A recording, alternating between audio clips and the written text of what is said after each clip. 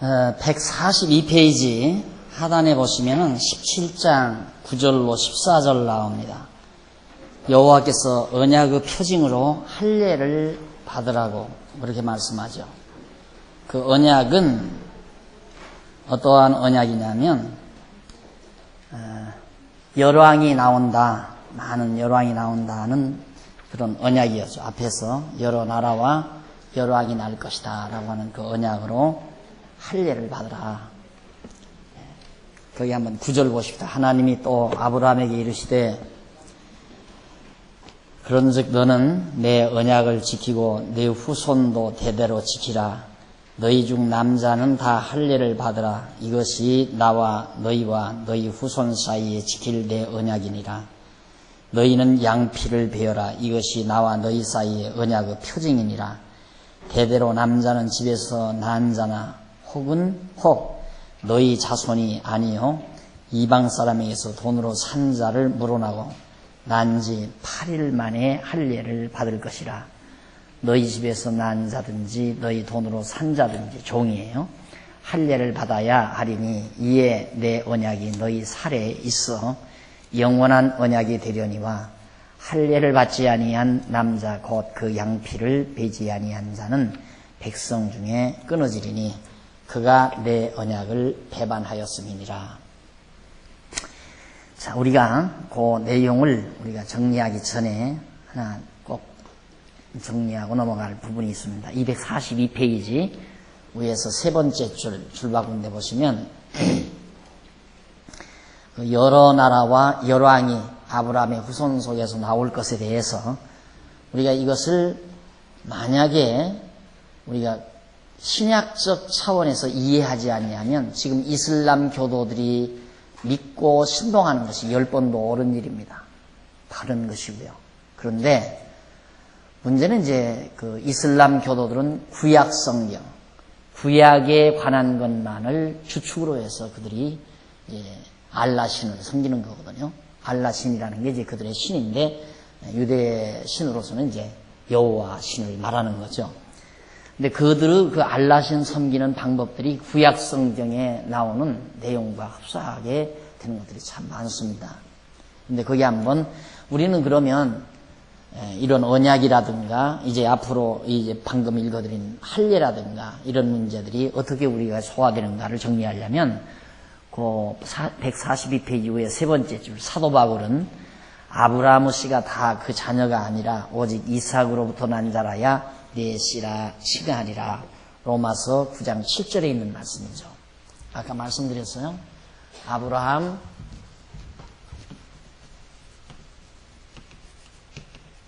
아브라함 자손에게는 사라, 그 다음 하갈, 사라에게서는 이삭이 나오고요. 하갈에게서는 이제 이스마엘이 나오거든요. 이스마엘. 물론 아브라함의 자손이에요. 이스마엘도.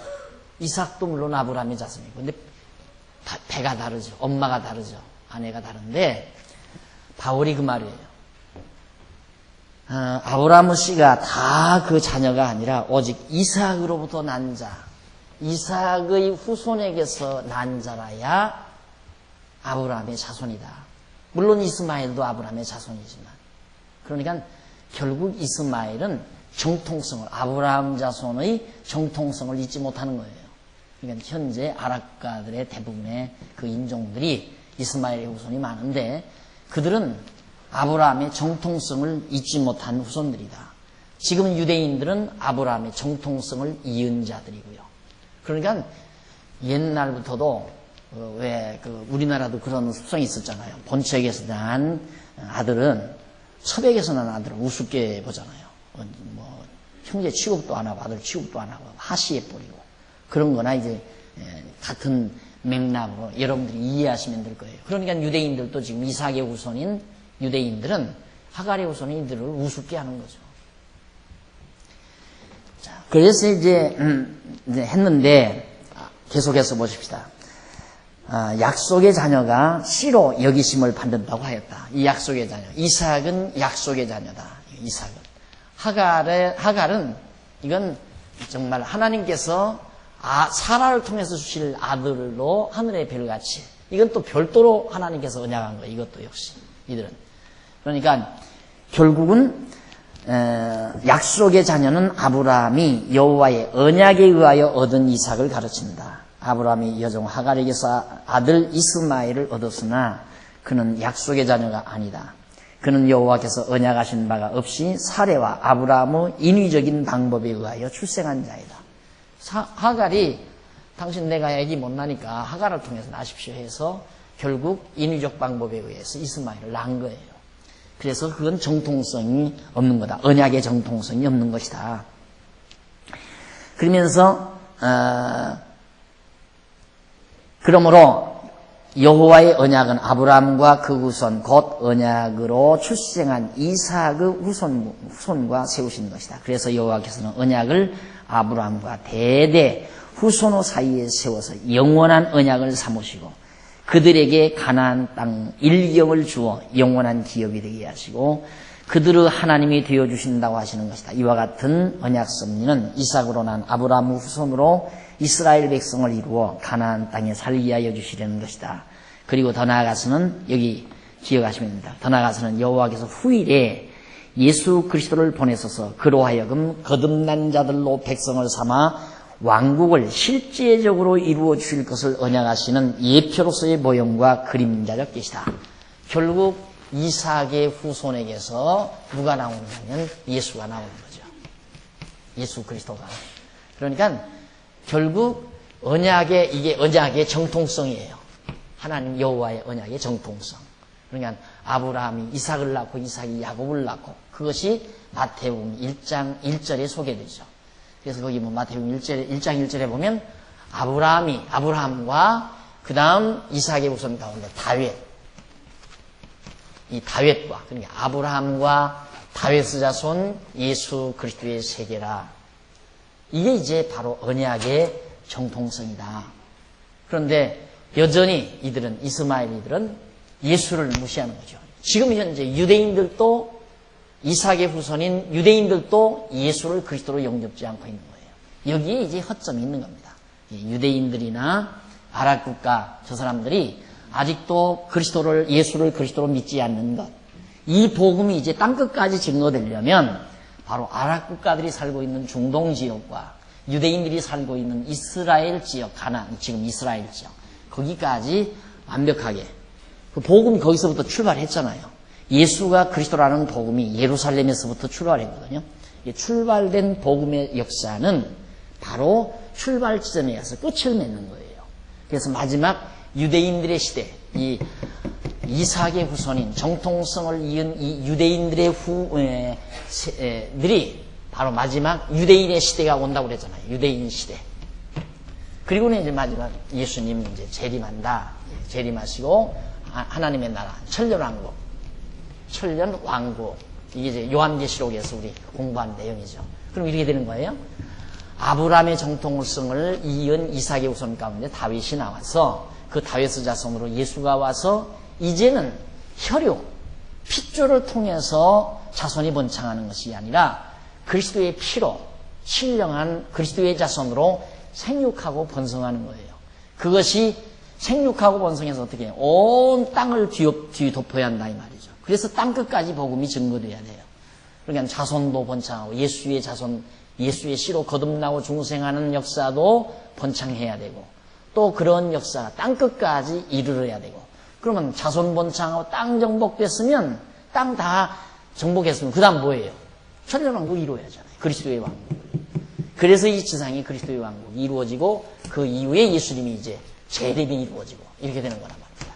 그게 이제 성경이 우리에게 말해주는 역사 진행 과정이란 말입니다. 미래사가 진행될. 그런데 현재는 유대인 시대가 아니라 이방인 시대예요.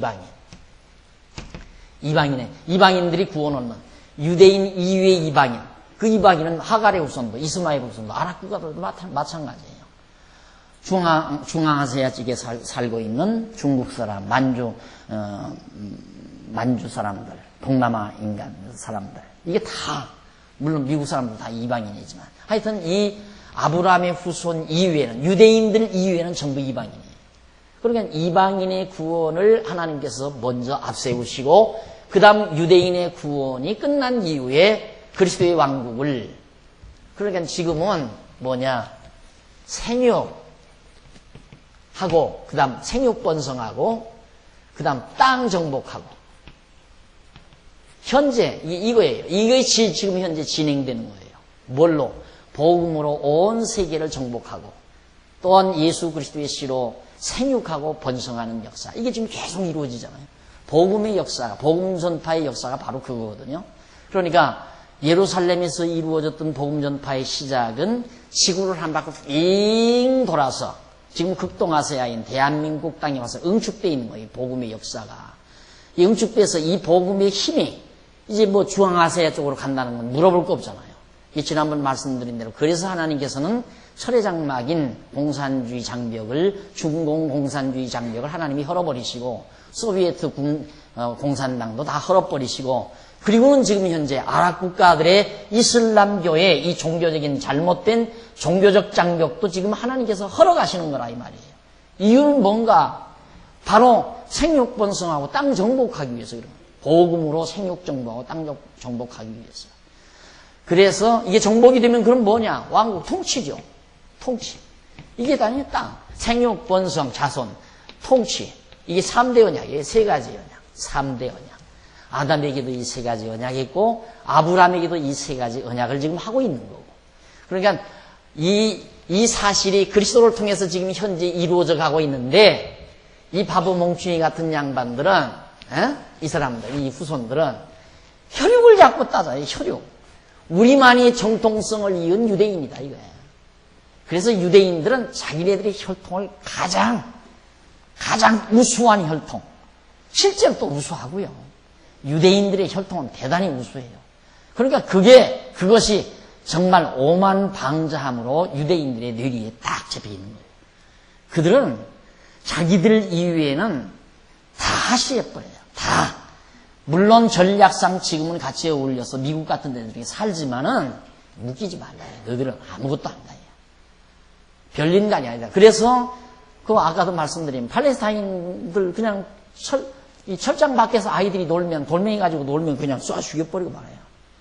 그냥 포수가 산에 가서 정말 수렵하는 포수들이 뭐 토끼 새끼 지나가면 탕 쏘듯이 뭐 하나 죄의식도 없고, 이게 살인하지 말라 시키는 있잖아요. 그들 다 알지요. 그런데 총 쏴 죽이는 건 살인 아니에요? 그런데도 짐승으로 취급해요. 짐승, 인간으로 취급 안 하고. 그렇게 아주 자존심 강한 민족이 유대인이란 말입니다. 그런 유대인들을 부시가 콧대 꺾을 수 있어요? 안 되죠. 유대인들은. 그러니까 유대인들의 자존심에 부시는 놀아날 수밖에 없고, 그래서 부시는 유대인들 편들었고, 그 전 앞서 클린턴은 어정쩡 이 눈치 작전하다가 우르르 대통령 임기를 지내버렸어요. 근데 부시는 강력하게 우리는 나간다 해가지고 결국 이제 유대인들 편들었다가 지금 혼쭐나고 지금 고통을 당하고 있는 것이 오늘의 현실인데, 왜? 착각해서 이들이 착각. 종교적인 착각이에요. 예수가 그리스도로 이미 오셨는데, 예수가 오셔서 지금 이렇게 역사는 진행되고 있는데, 이들은 이 시대에 머물러서 지금 오만방자함에 빠져 살고 있다 이거예요. 이것이 언제 깨지느냐? 유대인들의 시대가 아니라 이방인의 시대가 끝나면 유대인의 시대에 접어들면 이들이 그때야 가서 하하, 우리들이 착각했다 이거예요. 우리 조상들이 예수가 그리스도인 줄을 모르고, 우리가 대망하고 기다리던 그리스도인 줄을 모르고 우리가 그를 우리 조상들이 십자가 영바가 죽였구나. 그래서 순식간에 민족적으로 유대인들이 예수를 그리스도로 영접하고 믿을 날이 온다는 것을 사도 바울이 예언하고 있거든요. 로마서에서도 그러고 예수님도 그걸 예언했고, 그런데 그대로 지금 역사는 점점 진행되어져 가고 있고, 지금 엊그저께 우리 후배 목사님 한번 왔다 갔지만 유대인 이 사회에 벌써 기독교가 상당히 지금 암암리에 비밀적으로 비밀 모임을 가지고 성경을 공부하고 신약 성경을 연구하고 그런 모임들이 생긴다 이 말이에요. 되게끔 돼 있어요. 그렇게 되게끔 돼 있어요. 이미 하나님께서 정해놓으신 역사 프로그램대로 역사는 진행되게끔 돼 있고, 현재 되어서 가는 역사도 꼭 그런 방향으로 역사해 가고 있고, 그래서 요걸 하나 꼭 명심해야 한다. 예수 오신 이후에 이걸 이들은 모르고 있다 지금. 그래서 예수를 안 믿어요, 이 사람들은. 그래서 가장 중요한 이 아세아권이 지금 예수를 안 믿잖아요. 다 중국을 비롯해서, 물론 중국에도 기독교가 많이 있지만 앞으로 지금 계속 번져나가지만 아주 굉장하게 빠른 속도로 중국의 기독교가 지금 팽창해져 가고 있잖아요. 이런 역사가 중국을 비롯해서 중국이 기독교 문명으로 이제 만연이 되기 시작하면 중동은 뭐 그냥 중동과 중국은 바로 연이어져 있잖아요. 그냥 넘어가게 돼 있어요. 그 넘어갈 준비 작업을 이번 전쟁을 통해서 한다. 하나님께서 지금 그렇게 생각하는 거죠. 저는. 야, 하나님의 섭리가 정말 오묘하고 신묘망측하다. 이런 생각을 안 할 수가 없는 거예요. 어찌 클린턴이 내 머리만 못하겠어요? 안 그래요?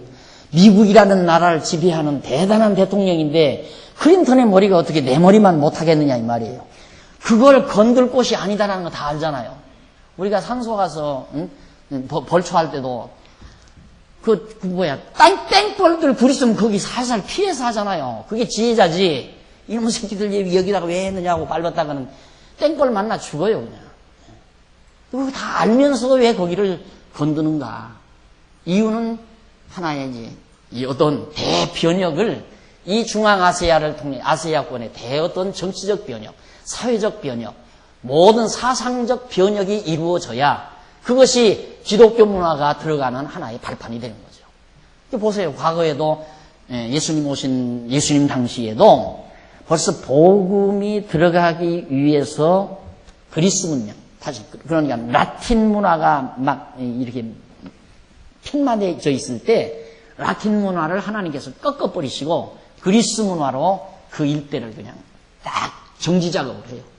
그래서 그리스 문화가 일단 한번 정지 작업 된 다음에 성경이 뭘로 기록이 돼요? 그리스어로 기록이 되잖아요. 신약 성경이 헬라어로 번역이 기록이 된다 이 말이에요.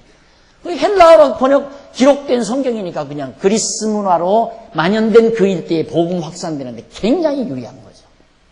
그게 하나님이 해가시는 정지 작업이에요. 그러듯이 지금도 중앙아시아의 모든 정치적, 사상적 모든 면을 하나님께서 이렇게 대변혁을 일으키기 위하여 이번에 이런 전쟁을 통해서도 역사에 가는 거다. 이미 복음이 들어가기 위한 정지 작업이죠.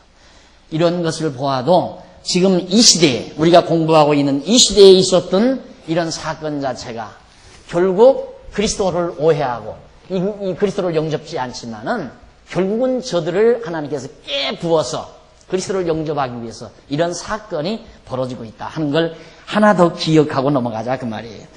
그래서 이제 하나님께서는 아까 읽어드린 대로 17장 9절로 14절에 142페이지 하단이죠. 여호와께서 언약의 표징으로 할례를 받게 했다. 그러면 하나님께서 이처럼 이삭에게 언약을 열국을 다스리게 해주겠다 언약을 했는데 어떤 표징이 있어야 할 거 아니에요. 그래서 하나님이 야, 네 자손에게만은 할례를 행해라. 그 말이 할례를. 할례란 뭐냐면 아들이 나면 지금 다 우리 요즘 신세대들은 할례 다 해주잖아요. 그것들을 포경수술이라고 그러죠. 요즘은 포경수술로 의학적 용어를 쓰지만은 벌써 유대인들은 이때 벌써 다 포경수술 한 거예요. 아이가 나면 8해 만에 1000일에가 지나고 제일 좋은 때래요, 그게. 이게 이미 뭐 지금은 엄마들이 좀 무식해가지고 막 국민학교 갈 때까지도 안 시키고 막 중학교 가서 고등학교 다니는 놈 시켜놓으니까 뭐 며칠씩 학교도 못 가고 막 열받아가지고 아프고 그러지만 그냥 가서 8일 만에 딱 할래 포경수술 시켜주면은 아주 빨리 낫고 쉽게 낫고 간편하고 그런다고 그래요. 근데 하나님께서 유대인들에게만은 그걸 시켰다 이 말이에요. 그것도 참 묘한 거죠. 하나님께서 벌써 그만큼 그 민족을 생육번식하기 위해서 과거 우리 조상들이 자손들을 나부터도 지금 1년 늦게 주민등록을 올렸어요. 왜? 병나서 죽으니까. 이름이 지날지 안 지날지 모른다고 말이에요. 그러니까 1년 동안 두고 보는 거예요. 이놈이 사나 안 사나. 그래가지고 1년 동안 덜 지나면 그때 가서 이제 등재하잖아요. 왜? 전염병 때문에. 이 전염병이라는 게 남자와 여자와의 관계에서 많이 전염이 되는 거 아니에요. 불결한 것 때문에. 그런데 하나님께서 이스라엘 유대인들에게는 벌써 아주 남자들을 그렇게 할례를 시킴으로 건강학적으로도 유리하고 그것이 하나의 표징이에요. 그러니까 이번에 이 사람들도 그걸 하거든요. 이 사람들도 그걸 하는데 뭐 굉장하잖아요. 우리 텔레비에서 보잖아요. 그 할례식 하는데 막 그냥 왕관처럼 막 씌워가지고 막 그 대단한 잔치를 베풉니다. 굉장한 큰 이벤트를 베풀면서 할례식을 거행해 이 사람들이. 그게 왜 그런지도 모르죠. 이 바보 뭉충이들이. 하나님께서 그렇게 하라고 한 이유는 아빠 이걸 왜 해야 돼요? 여드레 만이니까 모르죠. 당사자는.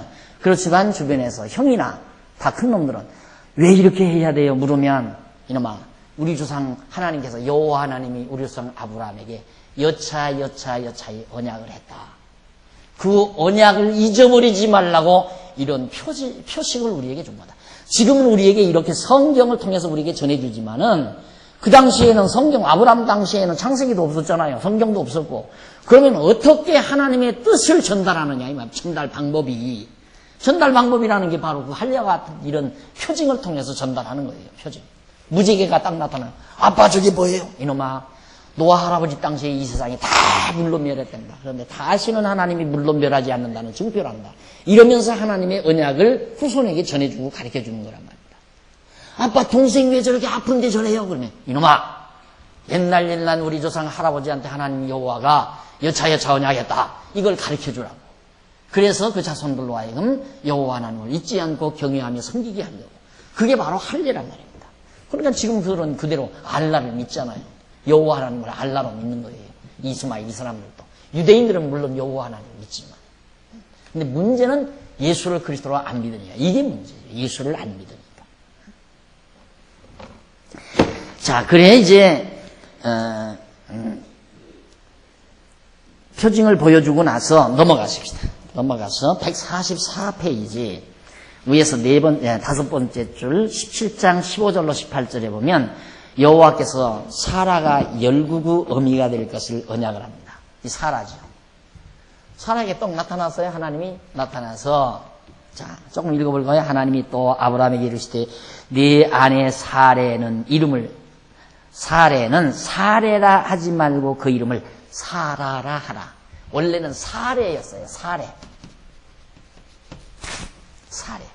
사레라고 하지 말고 사라라 하라. 왜냐하면 내가 그에게 복을 주어 그로 네 아들을 낳아주게 하며 내가 그에게 복을 주어 그로 열국의 어미가 되게 하리니 민족들의 열왕이 그에게서 나리라 하는 얘기입니다. 그러니까 사레를 사라라고 하라. 왜냐하면 사라가 지금 아기를 못 낳아서 하갈을 아브라함에게 이렇게 씨바지로 준 거 아니에요. 그런데 하나님께서 사라의 몸에서 아들 낳게 하겠다 이거예요. 그러니까 이제는 사레라고 하지 말고 사라라 하라. 그래가지고 아브라함이 엎드려 웃었어요. 기가 막히니까 웃은 거죠. 그것만 안 믿어지는 거예요. 아브라함이. 어떻게 사라가 아이를 낳습니까? 이미 자기도 포기했고 자기가 봐도 여태껏 같이 살았을 때 애기 하나 못 낳은 여자가 어떻게 아기를 낳느냐 이 말이에요.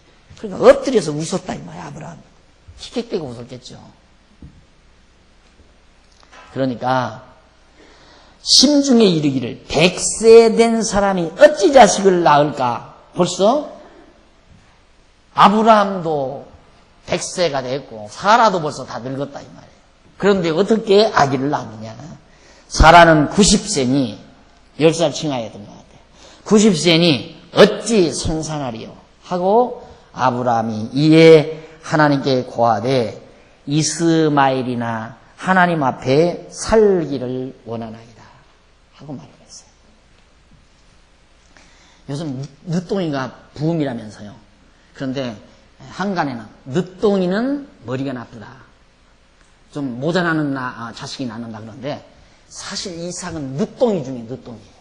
근데 그 후손이 세계 어느 민족도 따라갈 수 없는 두뇌를 가지고 있는 민족의 조상이 됐어요. 이삭이. 쓸데없는 소리예요. 낳고 싶으면 지금도 낳아요. 나도 괜찮아.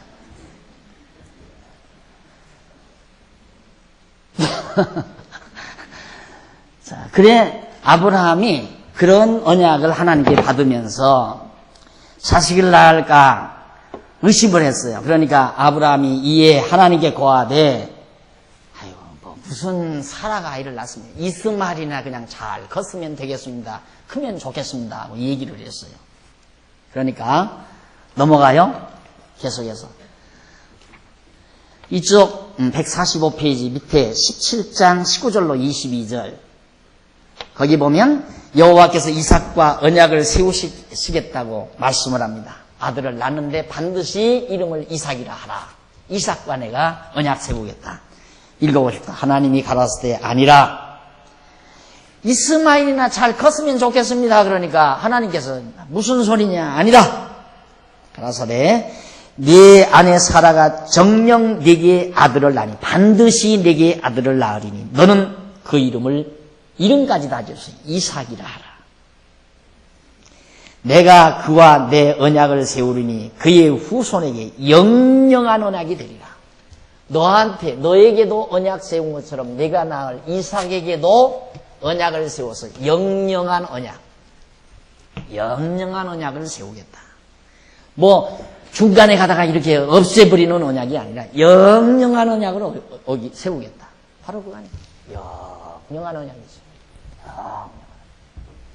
영원한 세. 영원한 하나님의 나라까지. 이게 바로 성경이에요. 영영한 언약을 세우죠.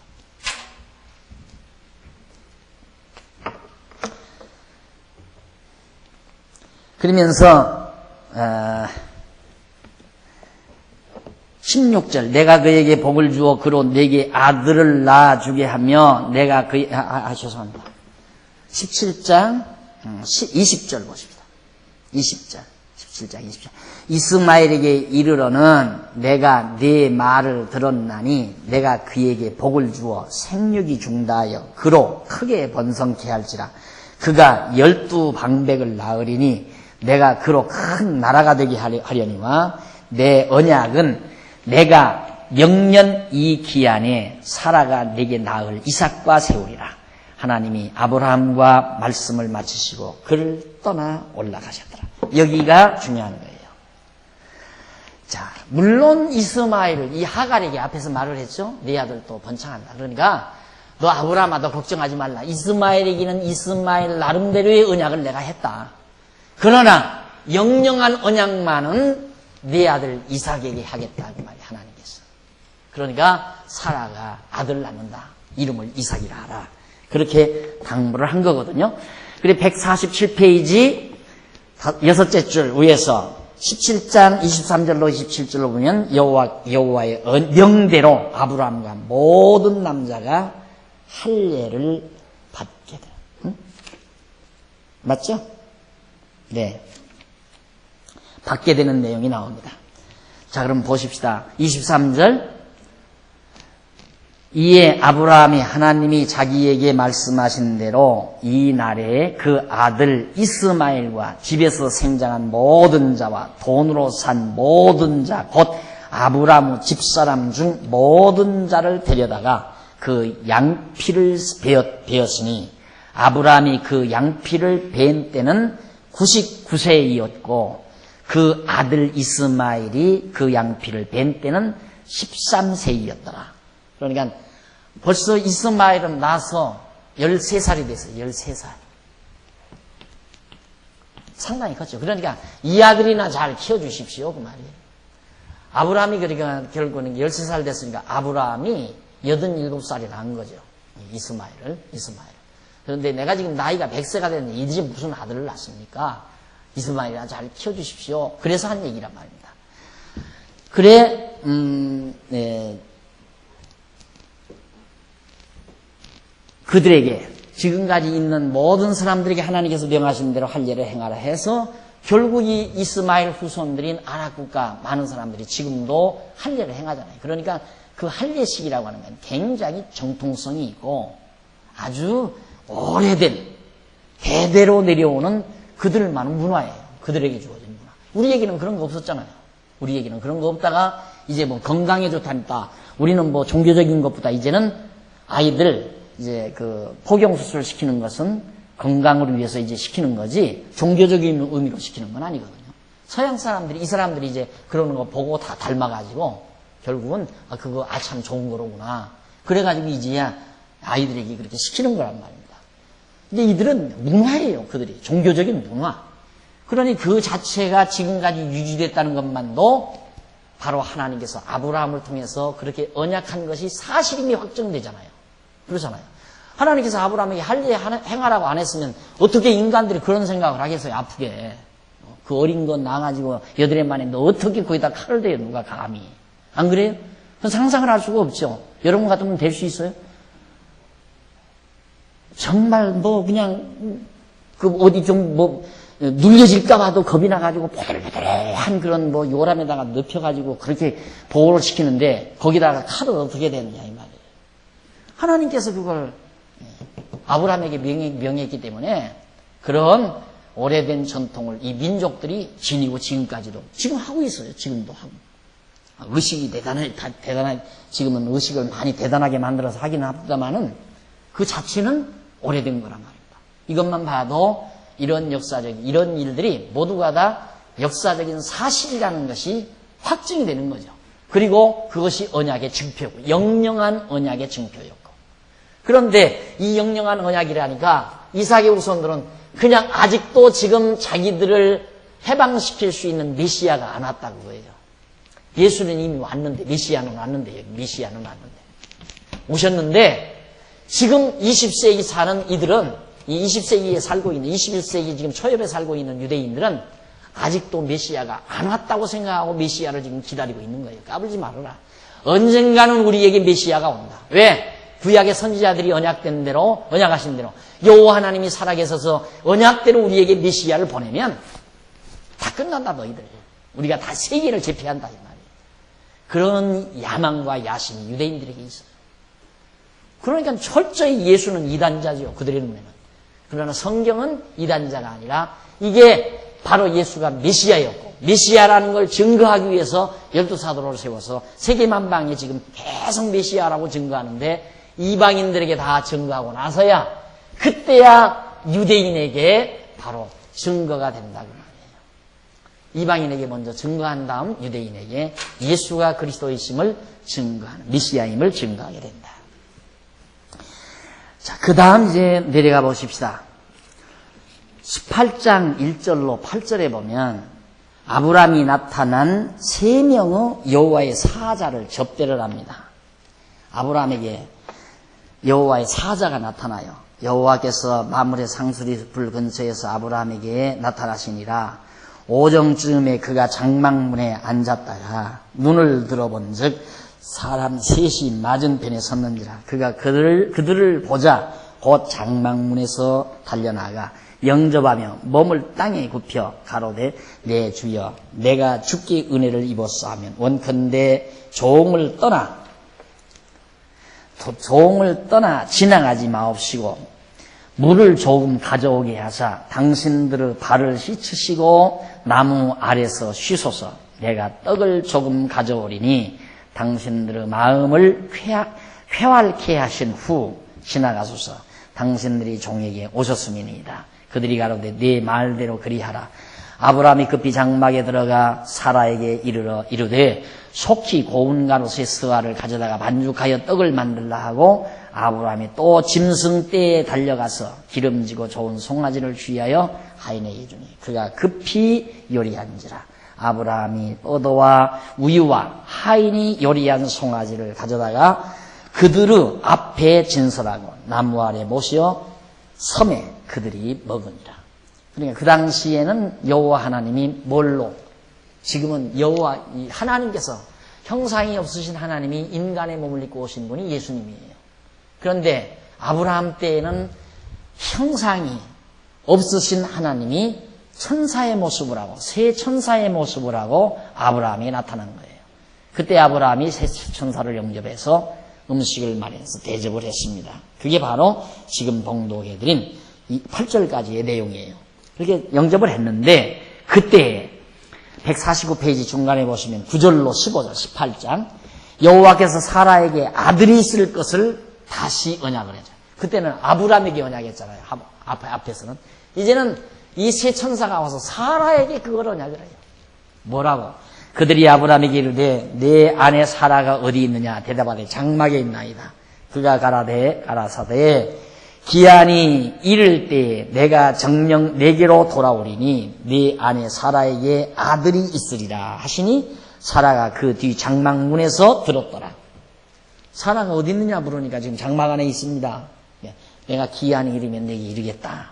그러면서 내 아내 사라 아이의 아들이 있을 거다 하고 그 말을 사라가 장막 안에서 들었어요. 듣고는 어떻게 했는가? 11절 아브람과 사라가 나이 많아 늙었고 사라의 경수는 졌는지라 사라가 속으로 웃고 이르되 이 여자 사라가 아내가 사라가 속으로 웃었어요. 아브람도 웃고 사라도 웃는 거예요. 웃고 이르되 내가 노쇠하였고 내 주인도 늙었으니 내게 어찌 낙이 있으리요. 나는 이미 젊음이 다 끝났는데 어떻게 내게 그런 아들을 낳을 수 있는 즐거움이 내게 있겠는가 하고 의심을 하면서 웃었어요. 그러냐 여호와께서 아브라함에게 이르시되 사라가 왜 웃으며 이르기를 내가 늙었거늘 어떻게 아들을 낳으리오 하느냐. 여호와께 능치 못한 일이 있겠느냐. 기한이 이를 때에 내가 네게로 돌아오리니 사라에게 아들이 있으리라. 사라가 두려워서 승인치 아니하여 가로되 내가 웃지 아니하였나이다. 가라사대 아니라 네가 웃었느니라. 속일 사람을 속여야죠. 여자들이 그런 게 있나 봐요. 안 하고도 한 척, 하고도 안 한 척. 그런가요? 왜 했으면 아이고 잘못했습니다 해야지. 웃어놓고는 언전이기에 비기에 거기서 나 그런 일 없습니다. 아니다. 너 웃었느니라. 안 믿어지는 거예요, 사라가. 그런데 재미난 건 뭐냐면 참 하나님 좀 인간적인 용어로 하면 얄궂으시죠. 기왕 결혼할 때 그렇게 낳게 할 바에야 결혼 초기부터 젊었을 때 아이를 낳게 했으면 지금 몇 낳았을 거 아니에요. 지금 몇십 년 같이 살았으니까. 생육하고 번성한다고 언약을 했으면 초기부터 아야 첫아들, 둘째 아들, 셋째 아들 막 낳게 좀 그다가 가끔 가다가 쌍둥이도 좀 낳고 그렇게 하면 벌써 그냥 일대에서 많이 번창할 건데 아야 못 낳게 만들어버려요. 언제까지? 경수가 다 끊어질 때까지. 여자의 생산 기능이 끊어질 때까지 하나님께서 내버려 둬버려요. 다 끊어진 다음에 그때야 나타나서 누구 약 올리는 거예요? 내년 이맘때 아들 낳는다. 그러니까 묻죠. 아들 낳을 것 같으면 내가 벌써 낳지 한참 젊을 때 이럴 거 아닙니까? 왜 그러시는가? 말씀하세요 여기서 지금. 하나님에게 능치 못한 일이 있겠느냐? 요거예요. 처음 결혼하자마자 아들 막 그냥 떡두꺼비 같은 놈 나눴으면 진짜 나 건강 좋다. 아들 잘 낳는다. 그리고 다 집안에서도 아들 잘 낳는 며느리라고 칭찬 대단했을 거고 얼마나 좋았을 거예요. 하나님이 좋다고 생각 안 하죠. 여호와 하나님이 아들 낳게 했다고 생각 안 하죠. 그런데 아야 못 낳도록 해놓으시고 낳게 하니까 누가 봐도 여호와 하나님이 주셨다라고 믿을 수밖에 없잖아요. 하나님이 이 일을 꼭 그렇게 하세요. 될 수 있는 건 안 되게 하고. 인간의 계산으로 이거 되겠다 하면 안 돼. 그런 경우가 많아요. 포기한 다음에 되는 경우가 많고. 왜? 그래야 하나님이 나를 붙드셨구나 하는 걸 확인하는 거. 하나님께서 그러기 위해서 그렇게 하신 거라 이 말이에요. 그러니까 결국 거듭 말씀드리지만 아들 낳는 것도 관심 놓으면 안 돼. 이것도. 아들 낳으니까 됐다. 좋다. 여기에 빠지면 안 된다고. 왜 나 다 늙은 다음에 아들을 왜 주셨을까? 그렇게 접근하고 들어가야 한다 이 말이에요. 왜 이제야 하나님이 아들을 주실까? 하나님은 전능하신 분이시고 언약대로 이루시는 분임을 깨닫게 하시려고 그랬구나. 다 지웠구나.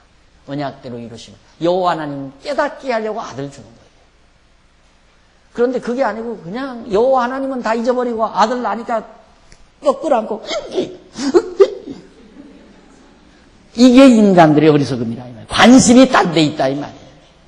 돈 벌게 해주면 돈덩어리에 관심이 있고 아들 주면 아들 덩어리에 관심이 있고 명예 주면 명예 덩어리에 관심이 있고 어리석지요 그게.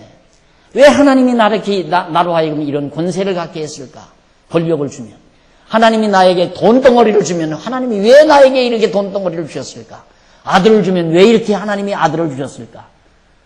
나 같은 사람은 왜 하나님이 나에게는 아들을 안 주셨을까? 당연하잖아요. 왜? 하나님 능력이 있는 줄 알고. 내가 능력이 모자라서 아들을 못 낳은 게 아니라 하나님이 안 주니까 못 낳는 거다. 그거 깨닫게 하려면 있으나 없으나 하나님 깨달으면 되는 거 아니에요? 야, 박 목사 참 편안하게 생각한다. 아니, 편안하게 생각, 사실이 그런 거예요. 사실이. 아들 주고 안 주고가 있고 없고가 중요한 것이 아니라 하나님은 왜 아들을 주며 또 하나님은 왜 아들을 안 주며 똑같은 접근 방법이라 그 말이에요. 결국 깨닫는 건 하나님의 능력에 달려있구나. 예. 어느 분이 그러더라고요. 어느 목사님이, 목사님 능력 부족이에요. 그래, 네 능력 좋다네. 그랬어요.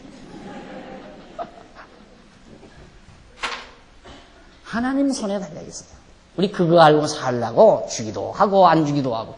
어떤 사람은 왜 돈 벌고 사는데 어떤 사람은 돈 못 벌고 살아요? 왜 어떤 사람은 부자로 사는데 어떤 사람은 가난하게 사느냐 이 말이에요. 똑같아요. 왜 나는 가난하게 했을까 해서 여호와 하나님 배우나. 전능하신 하나님 배우나.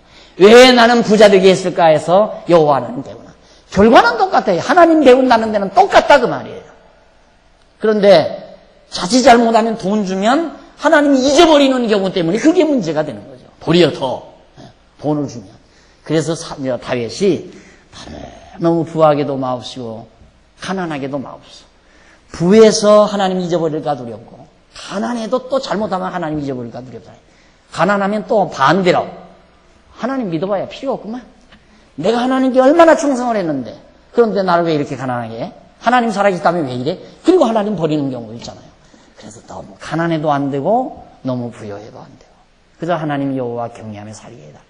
그게 다윗의 지혜로운 기도였어요. 자, 그 다음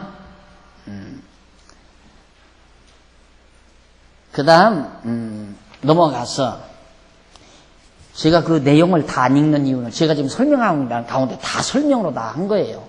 그걸 노트 필기해서 여러분 드린 거니까 또 가끔가다 읽어보시면 정말 그렇구나. 이제 책 읽으면 다 쏙쏙 다 들을 거예요. 자, 그쯤 이제 하나님께서 이삭을 언약을 했죠. 자, 그렇게 언약을 해놓은 다음에 두 번째로 소돔성에 대한 심판이 이루어져요. 그럼 소돔성에 대한 심판에 대한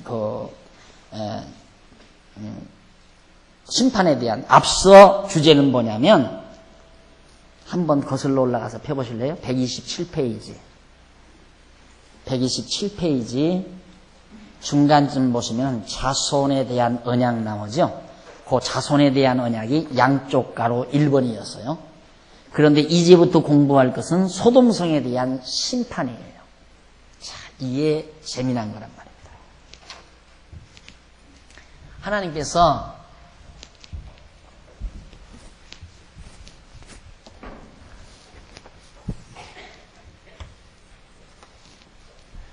아브라함 조카 롯, 아브라함은 이쪽 땅을 차지했죠. 앞서 공부할 때. 조카 롯은 이쪽으로 왔어요. 롯. 이쪽 땅으로. 이쪽 편으로 왔다 이 말이죠. 왜 이쪽이 들녘이니까. 이쪽은 산악지대고 지금도 그렇잖아요. 이쪽은 산악지대예요. 이쪽은 막 넓은 평원이고. 그러니까 목장하기가 좋고 아주 사람 살아가기가 좋으니까 이쪽의 문화가 훨씬 발달을 했어요. 이쪽이 롯이 살던 소돔 고모라 성 쪽이. 그런데 하나님께서 여기는 멸해버리잖아요. 여기를 하나님이 멸해요. 왜? 이들이 너무 번창해버리면 이들이 기죽잖아요. 쉽게 말하면 아브라함의 후손이 짓눌린다 이 말이에요. 그러니까 이들을 일단 처치해서 여기를 정리해버리고 아브라함의 자손들이 잘 하나님의 언약대로 잘 번창하게 해서 살게 하시려고 하나님이 소돔 고모라 성을 심판하는 내용이 거기 나옵니다. 18장 16절에 보면 아브라함이 소돔으로 향하는 세 사자를 전송을 합니다. 이제 세 사자가 와서 이삭을 준다 언약을 하고 이제 가요. 여호와의 사자들이 갈 때 전송을 했어요.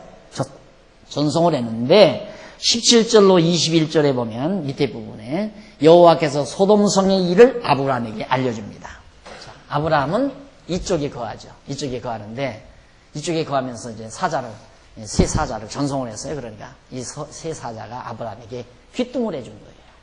머지않아 소돔이 망한다.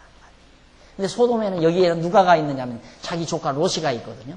그런데 그 귀뚱을 아브라함에게 바로 하나님께서 미리 아브라함에게 알려준 거예요. 그러니까 아브라함이 선지자가 된 거죠. 미리 알았으니까, 앞으로 되질 일을 미리 알아버렸으니까 선지자가 된 거 아니에요?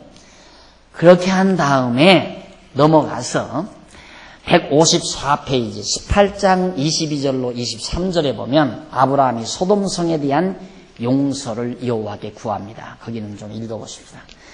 그 사람들이 거기서 떠나 소돔으로 향하여 가고 아브라함은 여호와 앞에 그대로 섰더니 가까이 나아가 가로되 주께서 의인을 악인과 함께 멸하시려나이까. 그 성중에 의인 50이 있을지라도 주께서 그곳을 멸하시고 그 50 의인을 위하여 용서치 아니하시리이까. 주께서 이같이 하사 의인을 악인과 함께 죽이심은 불가하오며 의인과 악인을 균등히 하심도 불가하나이다. 아브라함이 그 말이에요. 여기를 멸하면 어떡합니까? 이 성에 의인이 있으면 어떡할 겁니까? 라고 물었어요. 의인이 있으면 어떡할 겁니까? 그래서 의인 50명이 있으면 그래도 이 성을 멸하시겠습니까? 그러면서 아브라함이 한 말이 어떻게 의인과 악인을 동등하게 취급하실 수 있습니까? 여기에서 사람들이 이제 성경학자들이 또 착각하는 거예요. 의인과 악인이라는 이 말을 완전히 도덕적으로 윤리적으로 이렇게 이해를 해서 개념 정리를 하는 거예요. 그게 아닌데 앞에서 아브라함을 하나님이 의인이라고 하는 것은 언약하시는 여호와 하나님을 믿는 그 믿음을 의로 정한다고 했잖아요. 그러니까 언약 자손이 바로 의인이에요. 이 언약의 계통이. 이게 의인의 계통이라 이 말이에요. 의인. 그래서 의인 예수라고 하잖아요. 의인 예수가 오셨다. 예수를 믿으면 모두가 다 의롭다함을 얻는다.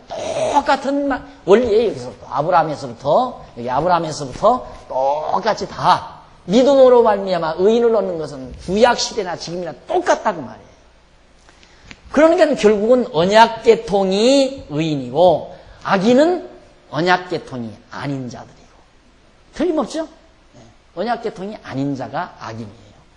그러니까 아브라함이 묻는 것은 만약에 거기 의인이 있다면, 의인이 있다는 말은 뭐냐면 자기 조카 롯이로 갔잖아요. 거기에도 하나님이 그렇게 언약된 자가 있다고 하면 그래도 망하시렵니까?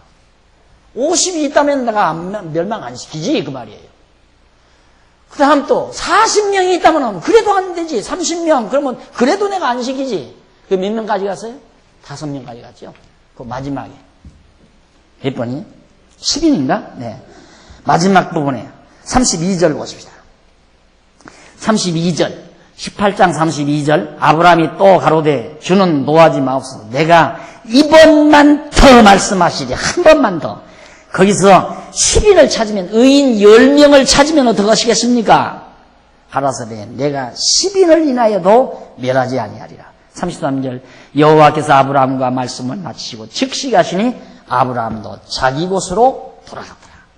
결국 여기 소돔 고모라성 이 지역에 의인 10사람, 의인 10인만 있으면 멸망 안 시키겠다고 약속을 했어요. 그런데 의인 10인이 없는 거예요. 여기는. 하나님의 언약 자손이 없다고 말해요. 그러니까 멸망시킨 거죠.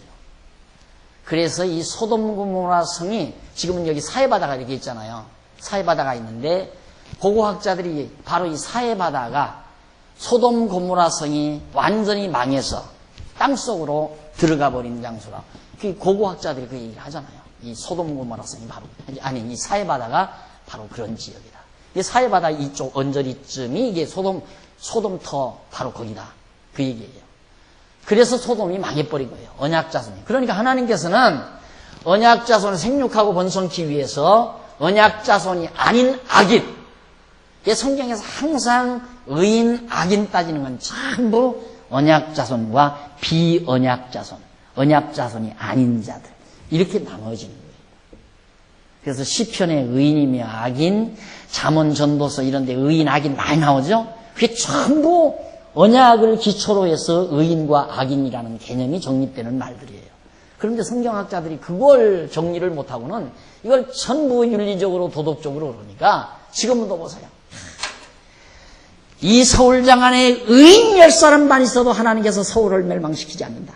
그래서 뭐라고 그러냐면 하나님께서 한국을 멸망시키지 않는 것은 그래도 의인들이 있어서 그런다 이러면서 의인이 바로 예수 믿는 사람들이다. 우리가 착하게 뭐 의롭고 깨끗하게 사니까 하나님께서 그런다 이런 얘기하지만 여기 의인이란 하나님의 선택받은 언약 자손을 뜻하는 거예요. 물론 하나님의 택함에서 우리가 다 의인이죠. 그런 의미에서 의인이지 우리가 예수 안 믿는 사람보다 훨씬 더 의롭고. 여러분들 지난해 혹시 양로원 한 번이나 가봤어요? 고아원에 혹시 좀 헌납 좀 했어요? 아는 사람이 천질걸? 동대문 시장 장사하는 사람들 가봐요. 매달 고아원에 보내고 매달 양로원에 보내면서 찾아가서 떡해가지고 찾아가고 그런 사람 천지예요. 길거리에 노점상을 해도 우리 그런 사람만 또 못하지 않느냐 이 말이에요. 우리 행위로는 정말 우리 낫다고 생각하면 안 돼요. 이기적이고 약삭 빠르고 인색하고 우리 솔직히 자기 자신을 한번 이렇게 반성해봐요. 얼마나 우리 하나님 앞에서 의인이라고 우리 행위로 보면. 지난번에 이 성도대학 운영하는 연합회 쪽에서 목사님 연보가 조금 더 나와요. 그래 좋아요 그러니까 그러면요 연보 더 나오니까 좋대요. 내기 싫잖아요. 단돈 1,000원이라도 나가면서 내기 싫다 이 말이야. 그게 인간이에요. 우리들의 모습이고. 그런데 뭐가 그걸 우리들을 떠나 우리 자신이 의롭다고 그래요. 도덕적으로는. 내가 볼 때 도덕적으로는 노점상들이 훨씬 그 사람들 크대양 밭에서 일해가지고 구두 닦아가지고 고아원 가고 양로원 찾아가고 그 다음 소녀 가장들 찾아가고 옷 사가지고 가고 그거 얼마나 착해요? 도덕적으로 윤리적으로. 그런 사람들이 의인이지 우리처럼 그냥 있는 것 자기만 먹고 그냥 더 기름진 거 찾아 쫓아다니면서 먹고 사는 우리가 짐승 같은 돼지 같은 인간이지 안 그래요? 따지고 보면 도덕적으로 착각하면 안 된다. 성경의 의인 악인이라는 건 그거 아니에요. 그렇다고 해서 도덕적으로 잘 살았다. 그건 사회적으로 볼 때 의인이죠. 종교적으로 볼 때는 그걸로 의인이 안 되는 거예요. 종교적인 의인은 바로 이거예요. 하나님의 언약자손 믿음으로 말미암아 의롭다므로는 그게 의인이다.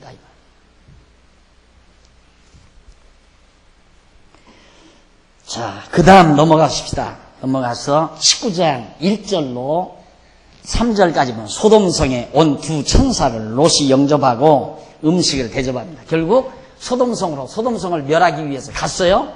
갔는데 마침 아브라함의 조카 롯이 영접을 하는 거예요. 영접을 해서 딱 받아들였는데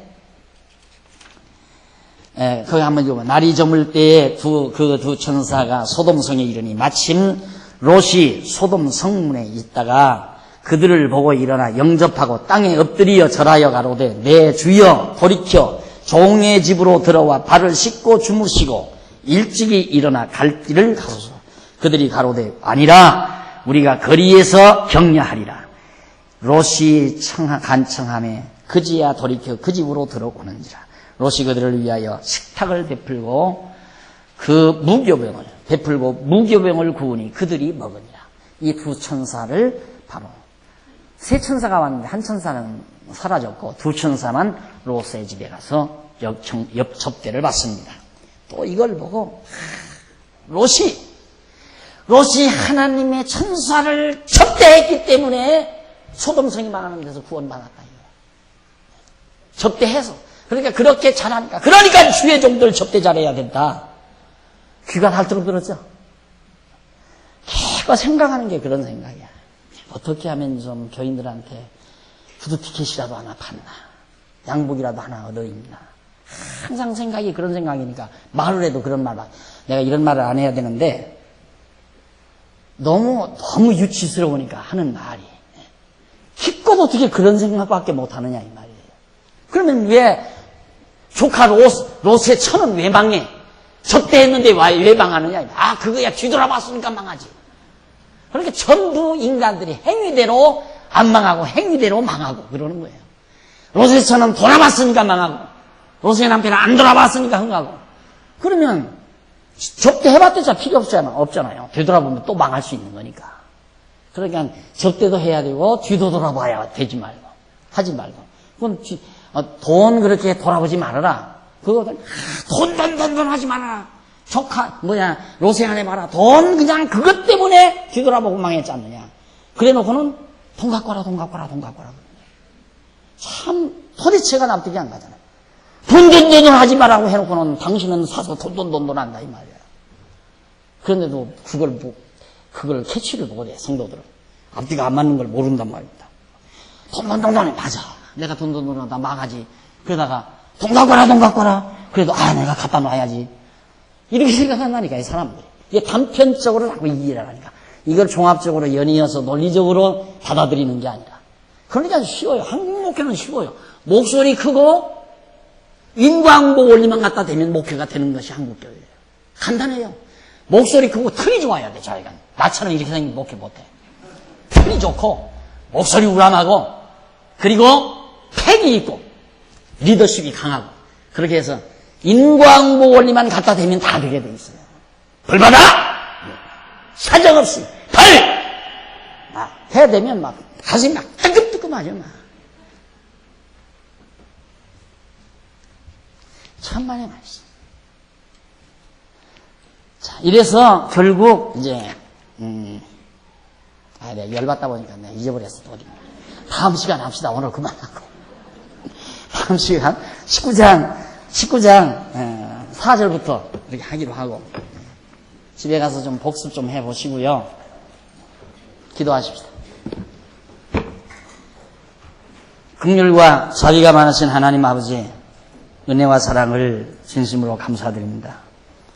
오늘도 하나님께서 저희를 불러 모으시고 과거 아브라함 시대에 역사하시고 섭리하셨던 하나님의 놀라운 전능하신 능력과 또 하나님이 여호와 되심을 분명하게 우리에게 깨닫게 하시는 놀라운 계시 역사를 살펴볼 수 있게 하심을 진심으로 감사합니다. 아버지 하나님, 정말 우리가 오늘 이 오랜 세월이 지난 오늘 우리의 현실 역사 속에서 하나님의 능력의 말씀이 살아 역사 속에 움직이고 섭리된다는 놀라운 사실을 우리들이 확인해 보면서 여호와 하나님 살아계심을 다시 한번 믿을 수 있게 하심을 감사드립니다. 이 믿음을 곧 하나님께서 의로 정하시는 것도 저희들이 확신합니다. 하나님 아버지여, 비록 우리들은 도덕적으로 윤리적으로 부패하고 인간적으로 정말 모자란 것이 많지만은 여호와를 하나님으로 믿는, 하나님을 여호와로 믿는 이 놀라운 신앙, 예수를 그리스도로 믿는 우리의 믿음을 의로 정하시는 하나님의 크신 섭리에 감탄하지 않을 수 없습니다.